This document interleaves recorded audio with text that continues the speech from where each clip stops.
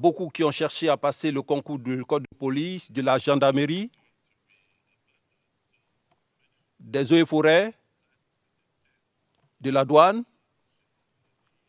Et compte tenu du fait qu'il y avait un nombre assez important de chômeurs, le président Laurent Gbagbo avait décidé de mettre sur pied le service civique. Il m'avait même demandé de lui présenter des exemplaires de tenue et nous avons eu une réunion avec le président en sa résidence parce qu'il avait mis sur pied des gens pour y penser. Et je crois que le principal coordinateur, c'était le ministre Oulaï. Donc, on a fait une réunion. Mais l'idée était très bonne, mais malheureusement, ce service civique n'a pas vu le jour.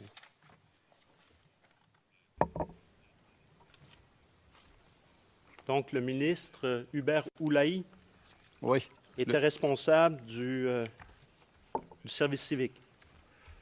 Non, des préparatifs en vue d'arriver à la mise sur pied du service civique.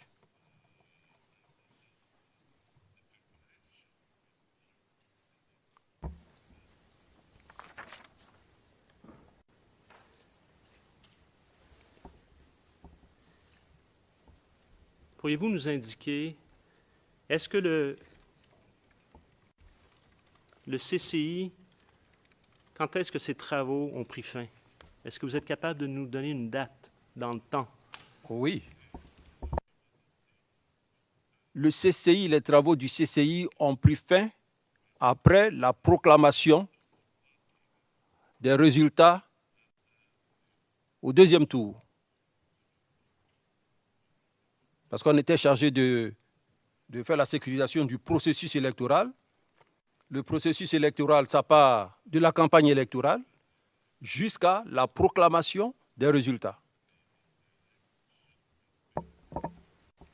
Et vous faites référence à quelle date là, ou laquelle des deux proclamations? Ou y a-t-il juste une pour vous? Ben, il y a eu deux proclamations.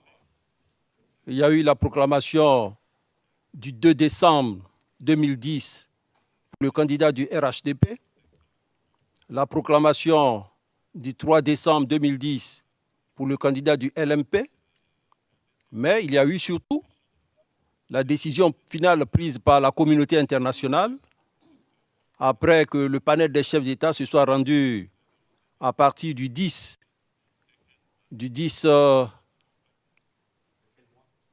De quel mois? 10 de quel mois? 10 mars. Du 10 mars 2011.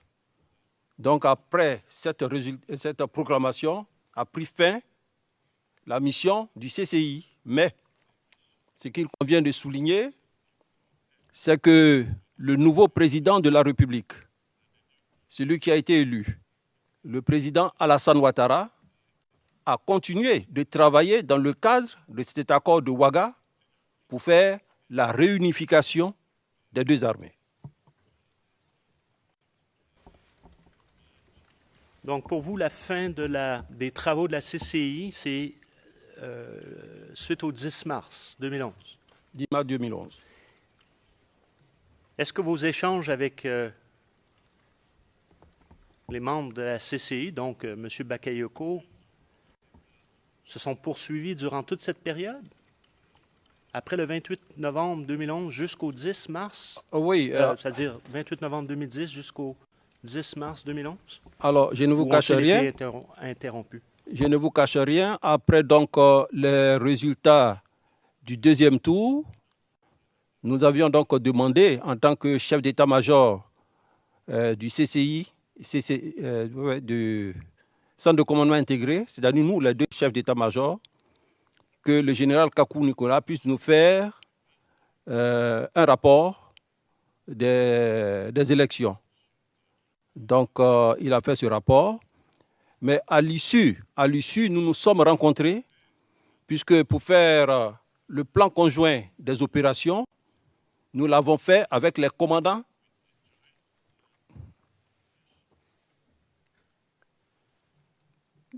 excusez-moi, Monsieur le Président, nous l'avons fait avec les commandants des forces impartiales. Donc, nous avons eu une réunion avec les commandants des forces impartiales dans un hôtel que je ne citerai pas, d'Abidjan. Et à l'issue de cette réunion, le général Bakayoko m'a approché pour dire que puisque nous travaillons au sein du centre de commandement intégré, qu'il fallait que nous fassions une déclaration pour dire que le président Alassane Ouattara a gagné les élections. Alors je lui ai dit, je le sais, mais il ne nous appartient pas, en tant que militaires, de faire une telle déclaration. Et que le président Laurent Gbagbo a fait une sorte de voie de recours. Les chefs d'État sont en train de travailler. Attendons le résultat final de ces chefs d'État avant qu'on ne se prononce. Donc c'est dire que le CCI a encore continué. Cette rencontre à laquelle vous faites référence, donc cette rencontre a eu lieu à quelle date? Elle a eu lieu en décembre après la proclamation des deux résultats. Décembre 2010. Êtes-vous en mesure d'être un peu plus précis? Est-ce la première moitié de décembre, la deuxième moitié de décembre? Tout juste après le 3 décembre.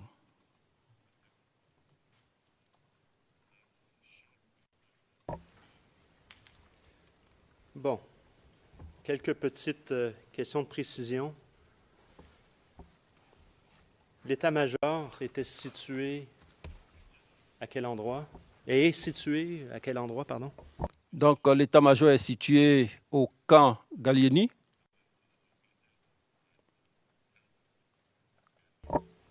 Au plateau, enfin entre le plateau et Adjamé, mais en face des tours administratives.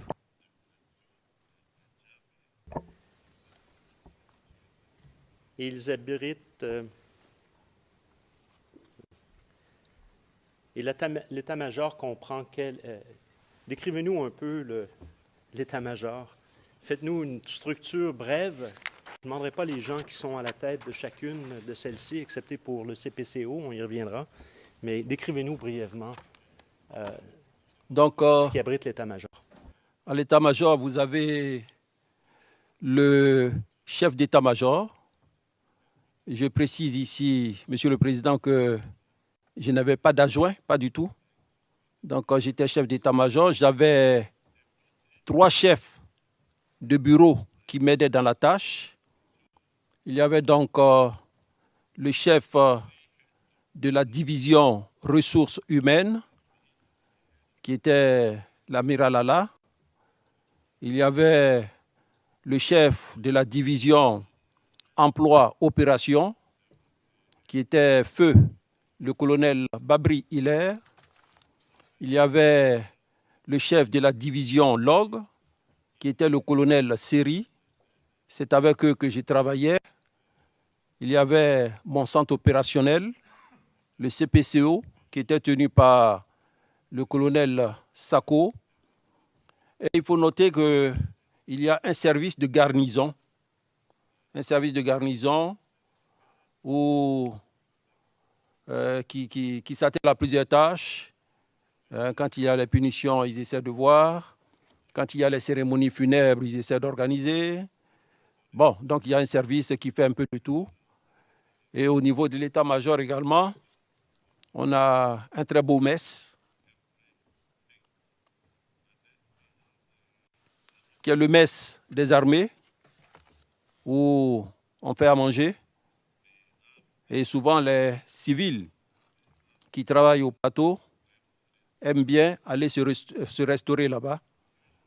Nous avons une grande salle de conférence au niveau de l'état-major. Et les grandes divisions que je vous ai citées tout à l'heure, il y a des bureaux qui sont rattachés à cette division. Et c'est cet ensemble d'officiers qui travaillent entre eux qui constituent l'état-major. Et c'est eux qui souvent font des propositions au chef d'état-major afin d'amener le chef d'état-major à prendre une décision. Dernière question sur ce sujet, et probablement pour la pause déjeuner, avec la permission de la Chambre, toujours. Combien de personnes en tout, si on compte, qui travaillaient à l'état-major en une journée donnée? Un exemple. Une moyenne. Alors, si on veut un exemple, il faut compter 100 à 120 personnes au niveau de l'état-major. 100 à 120 personnes. J'exclus le service de garde qui appartient à une autre unité qui est rattachée à l'état-major. C'est le bataillon de commandement et de service qui est rattaché à l'état-major pour les services de garde et autres. Mais au niveau de l'état-major, il faut compter 100 à 120 personnes.